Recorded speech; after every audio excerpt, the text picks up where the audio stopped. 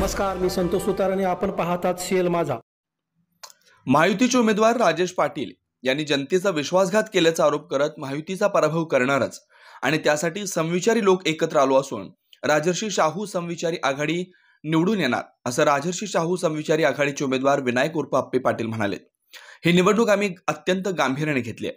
कोणत्याही परिस्थितीत राज्यात धर्मांध आणि जातीयवादी असं महायुतीचं सरकार सत्तेवर येऊ नये यासाठी महायुतीच्या उमेदवाराचा पराभव करणं आणि मतदारसंघाचा मूलभूत विकास हे आमचं उद्दिष्ट आहे असं पाटील म्हणाले. चंदगड विधानसभा मतदारसंघातील आजरा, गडहिंग्लज आणि चंदगड या तिन्ही तालुक्यातील जनता सोबत असल्याचं सांगून जनतेच्या विश्वासाच्या बळावरच या निवडणुकीत उतरल्याचं पाटील यांनी स्पष्ट केलं. तर ही विचारांची लढाई आहे.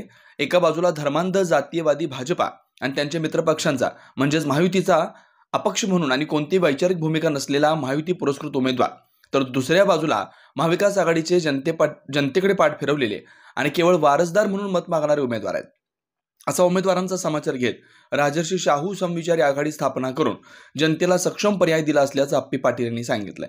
हा मतदारसंघ नैसर्गिकदृष्ट्या संपन्न आहे.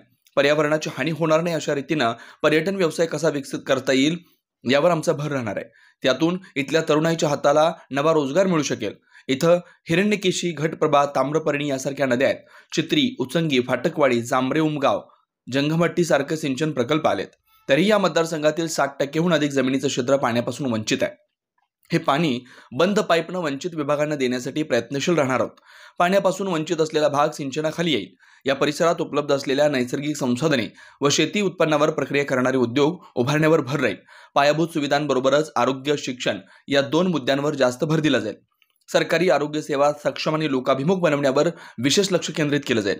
जिल्हा परिषदेच्या शाळा वाचल्या पाहिजेत यासाठी विधानसभेत आवाज उठवला जाईल.